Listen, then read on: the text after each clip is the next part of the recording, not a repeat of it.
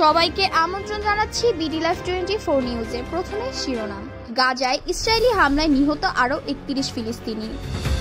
ওয়ালটজকে সরিয়ে রুবিওকে নিরাপত্তা উপদেষ্টা করলেন ট্রাম্প। গণহত্যার বিচার ও আওয়ামী লীগ নিষিদ্ধের দাবিতে আজ এনসিপির সমাবেশ। এতক্ষণ শুনছিলেন শিরোনাম, এখন বিস্তারিত। গত 18 মার্চ গাজায় নতুন করে ইসরায়েলি হামলা শুরু হওয়ার পর থেকে 2300 জনেরও বেশি ফিলিস্তিনি নিহত হয়েছেন।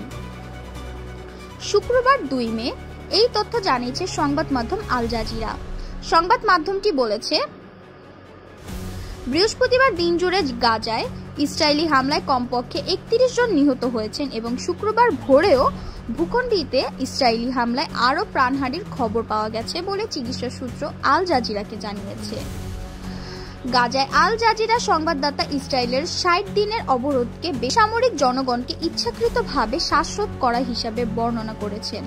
ইসরায়েলের প্রধানমন্ত্রী বেঞ্জামিন নেতানিয়াহু বলেছেন, গাজায় যুদ্ধের মূল লক্ষ্য ইসরায়েলি বন্দীদের নিরাপদে প্রত্যাবর্তন নয়, বরং আমাদের শত্রুদের ওপর বিজয় লাভ করা। পৃথক প্রতিবেদনে বার্তা সংস্থা আনাদোলু বলেছে, গাজায় উপত্যকায় 2023 সালের অক্টোবর থেকে ইসরায়েলের গণহত্যামূলক আগ্রাসনে ভূখণ্ডটিতে মোট মৃতের সংখ্যা বেড়েছে 52,418 জনে পৌঁছেছে বলে বৃহস্পতিবার গাজার স্বাস্থ্য মন্ত্রণালয় জানিয়েছে। সিগন্যাল গ্রুপ চ্যাট কেলেঙ্কারিতে আলোচিত মাইক ওয়ালটজকে জাতীয় নিরাপত্তা উপদেষ্টার পদ থেকে সরিয়ে পররাষ্ট্রমন্ত্রী মার্কো রুবিওকে আপাতত সেই দায়িত্ব দিয়েছেন মার্কিন প্রেসিডেন্ট ডোনাল্ড ট্রাম্প।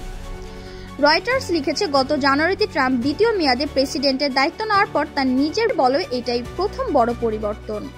অবশ্য ওয়ালটজকে একবারে বিদায় করে দেননি ট্রাম্প। তাকে জাতিসংঘে যুক্তরাষ্ট্রের পরবর্তী রাষ্ট্রদূত হিসাবে মনোনীত করার কথা তিনি জানিয়েছেন। বৃহস্পতিবার ট্রুথ সোশ্যালে এক পোস্টে ট্রাম্প বলেছেন, যুদ্ধক্ষেত্রে সামরিক পোশাকে কংগ্রেসে এবং জাতীয় নিরাপত্তা উপদেষ্টা হিসেবে তিনি আমাদের দেশের স্বার্থকে সবসময় অগ্রাধিকার দিয়েছেন। আমি নিশ্চিত নতুন দায়িত্ব তিনি একই রকম নিষ্ঠা দেখাবেন।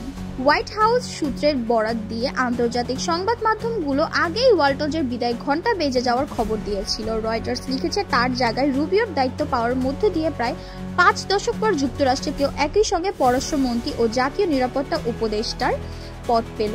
গণহত্যার দায়ে আওয়ামী লীগের বিচার এবং দলটির রাজনীতি নিষিদ্ধের দাবিতে বিক্ষোভ সমাবেশ করতে জাতীয় নাগরিক পার্টি এনসিপি শুক্রবার 2 মে বিকাল 3টায় রাজধানীতে গুলিস্তানে বাইতুল মোকাররম মসজিদের দক্ষিণ গেটের সামনে এই সমাবেশ অনুষ্ঠিত হবে। এনসিপি ঢাকা মহানগর শাখা এই আয়োজন করবে। এতে এনসিপির কেন্দ্রীয় নেতারা বক্তব্য রাখবেন। আওয়ামী লীগের বিচারের দাবিতে গত 1 এপ্রিল থেকে রাজধানীর থানায় থানায় মশাল মিছিল করেন এনসিপির নেতাকর্মীরা। এছাড়া কেন্দ্রীয় নেতারা গত কয়েকদিন বিভিন্ন দোকানপাট ও পথচারীদের মধ্যে গণসংযোগ ও প্রচারপত্র বিলি করেন।